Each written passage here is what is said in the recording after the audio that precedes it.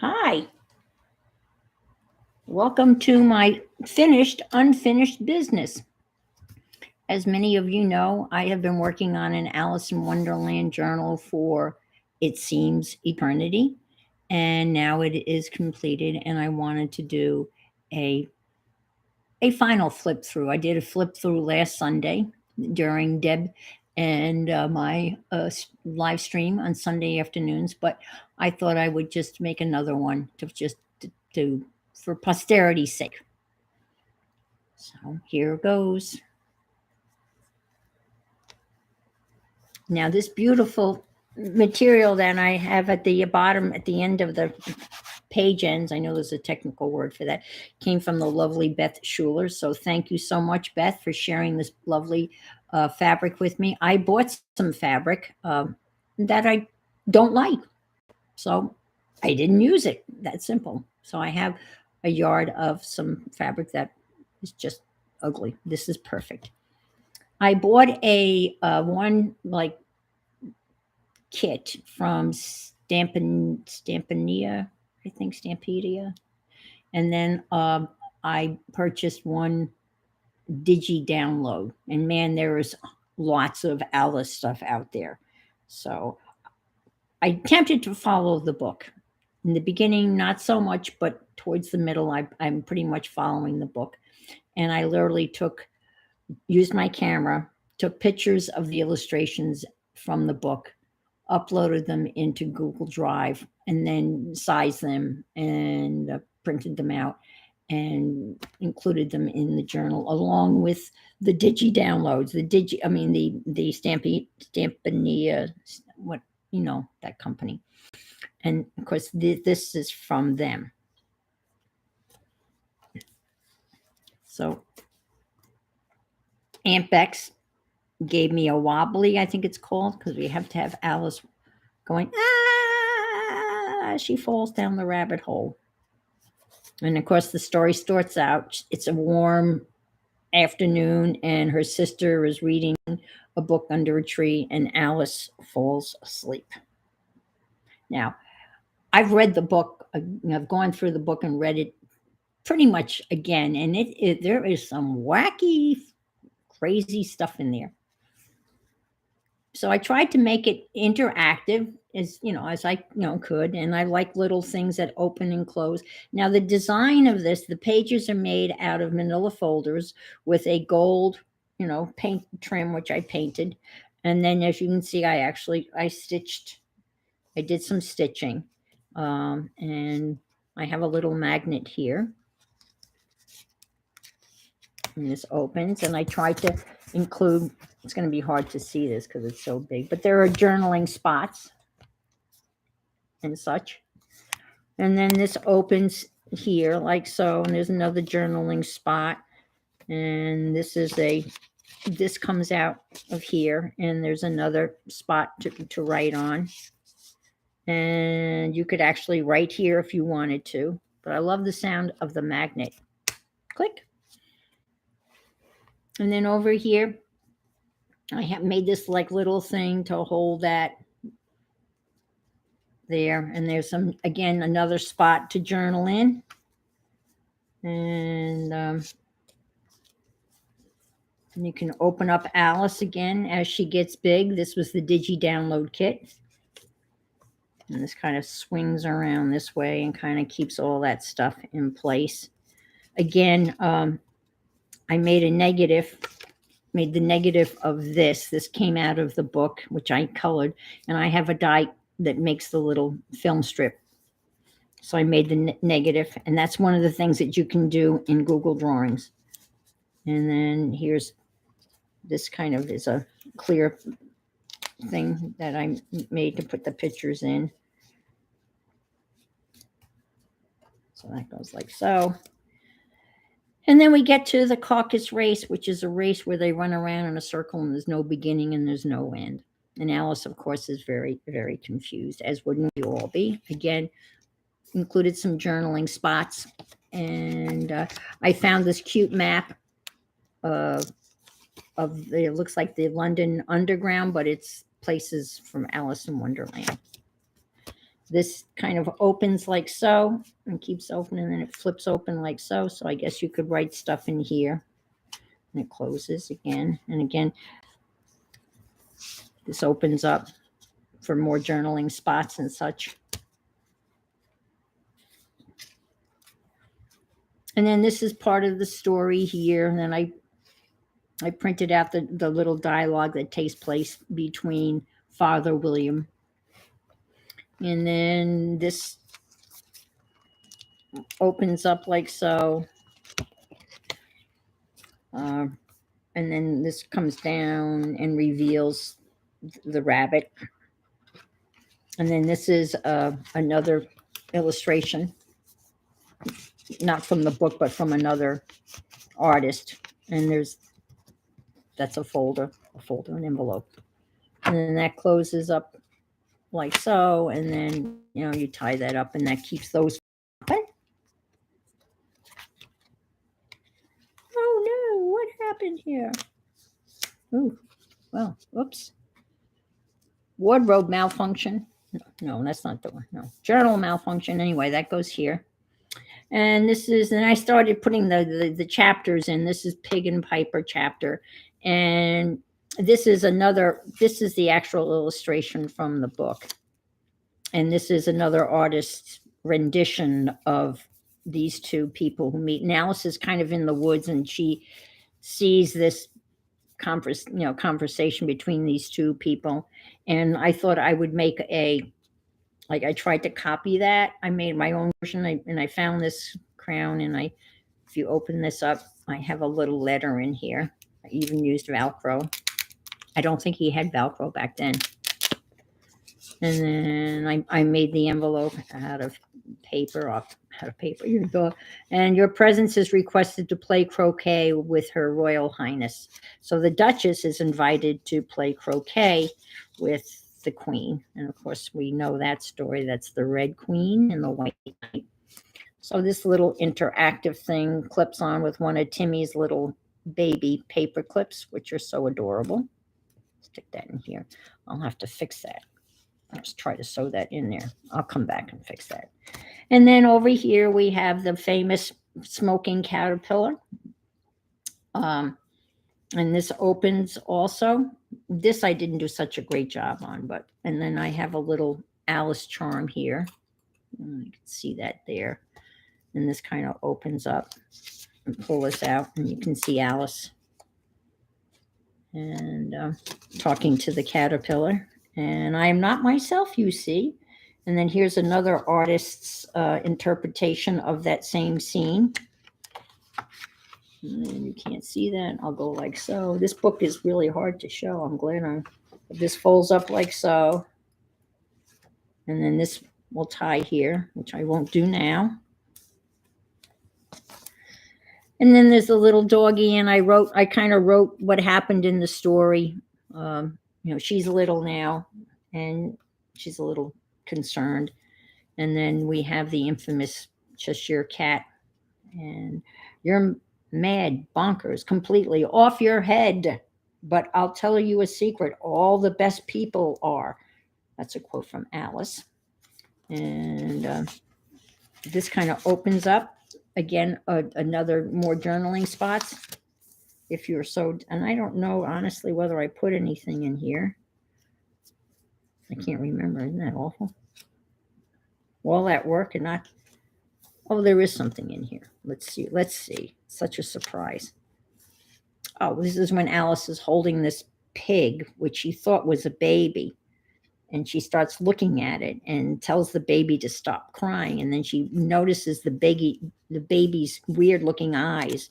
So there's a whole conversation about that whole thing that happened. Very weird story.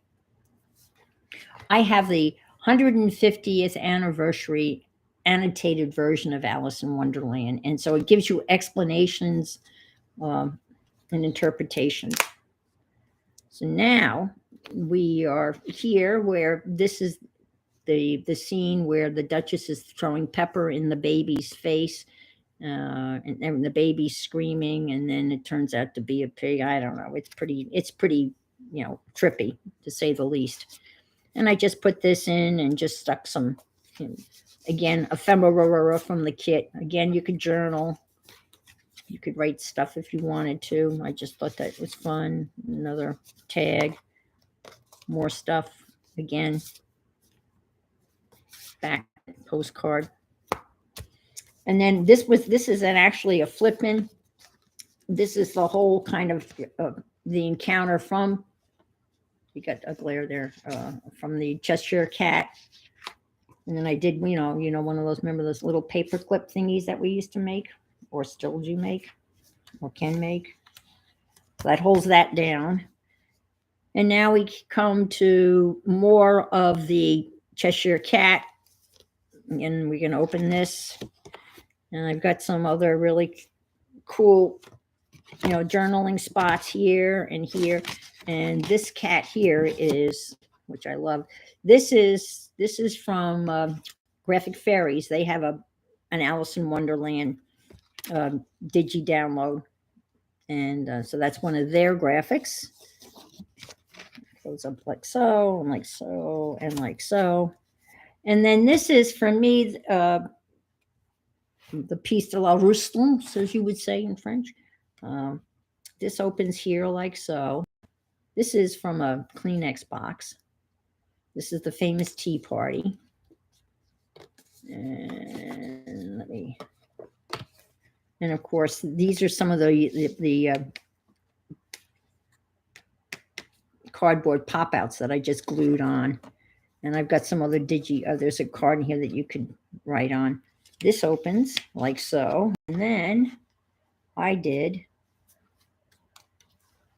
a pop-up of the Tea Party. So it's a 3D pop-up, if you can see that. So that's the Tea Party. I love doing those. They're really not that difficult, but that's the Tea Party. The only thing that happens is the poor rabbit gets his ear bent, but this is probably the last time I'll open it. And I have some magnets, if you hear it. Click. And then this goes like so. This closes like this, swings around and closes that up. My favorite page. Took me forever. And then this is all about the Tea Party. And again, this opens. And there's some other cards in here and such. And another journal spot. And this opens like so. And I think this opens like so. And this opens like so. So you see, this is the Dormouse, I think. And they're, I don't know, water torture, MT. I'm telling you, if you really look at this story and read it, I mean, it is out there. Woo. So that all gets closed up. And now we're at the Queen's Croquet grounds. The Queen's Croquet grounds. And these are some of the pop-ups, the cardboard punch outs. And I cut him out and put him on foamy tape to give it some 3D. And then it's actually a postcard.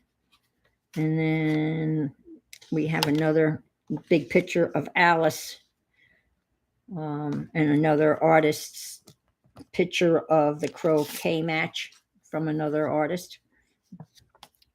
And this is a napkin and just some other cards that you could write on if you were so. And that tucks in there, and this tucks in here like so. And then we turn the page. And now we're at the Mock Turtle story. And we open up this again.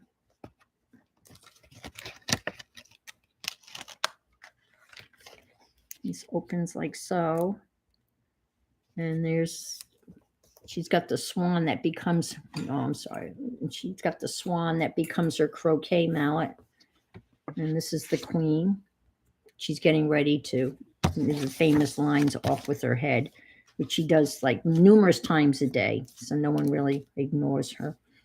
And then we have the Mock Turtle story, and the conversation is from the Duchess says, "Tut, tut, child," said the Duchess. "Everything's got a moral if only you can find it," which is one of the famous quotes from Alice in Wonderland. And she's asking, "What's a mock turtle?" And she said, "Well, it's what mock turtle soup is made from," because Alice obviously is very confused, and as would anybody be, right? And then we have the lobsters, quandrill. And so the lobster's telling his story. And then all of a sudden, the rabbit starts announcing, "The trial's beginning. Come on," cried the griffin. "What trial is it?" Alice asks. And of course, it's Alice's trial. And so the name of this chapter is "Who Stole the Tarts?" Well, Alice is being accused of stealing the tarts. So that's what this page is about. And again, I use that to one of those punch outs, and I just glue those on. And I have the little thing, so I put this across to hold that down. Another Alice charm.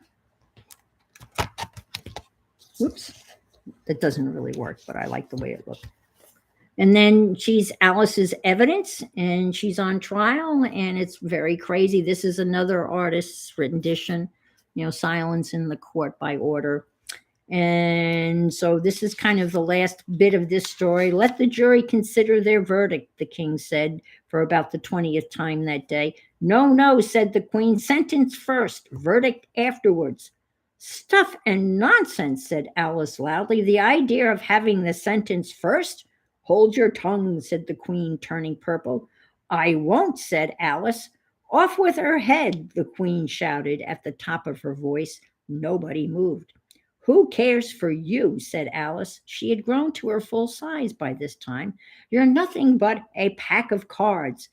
At this the whole pack rose up in the air and came flying down upon her. She gave a little scream, half of fright and half in anger, and tried to beat them off, and found herself lying on the bank with her head in the lap of her sister, who was gently brushing away some dead leaves that had fluttered down from the trees upon her face.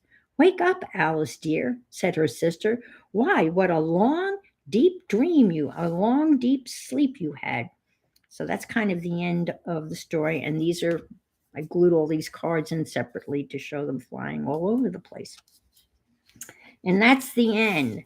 And you might say, "Well, wait a minute. Hey, where's the White Knight? Hey, where's the Jabberwocky?" That's in the other story called Through the Looking Glass.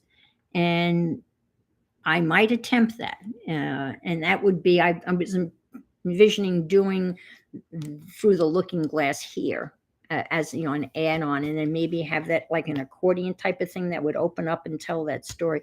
Because really, I mean, the Jabberwocky and all of that, but that's for another day. So that's my Alice journal. Here's my back page. Instead of using the material that I bought for the cover, I decided to do collages. And here's another little interesting thing. This actually is a photograph of Alice Lindell, who was the Alice that Lewis Carroll wrote the story for. And this is the painting that Carroll did. His name really wasn't Carroll, it was Dotson.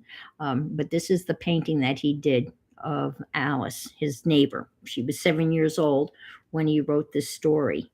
He was a mathematician by trade. So, again, don't forget it. Everything's got a moral if only you can find it. So that wraps this up, and thank you so much for viewing this.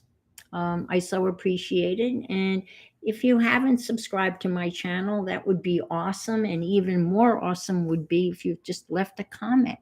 If all you said was thanks. Hopefully a positive comment, but it could be negative, I guess. But anyway, have a wonderful rest of your day. And again, thank you for watching and listening to me ramble on with my unfinished business. So tune in this Sunday. Deb and I will be streaming at 5 o'clock Eastern, where I'm going to continue to tackle my unfinished business. And as we all know, we have that. Some people call them UFOs, unfinished. What's the O stand for? I can't remember. I'm sure you guys know, but we all have terminologies for those unfinished projects, which I have a plethora of. So long. Again, thank you so much.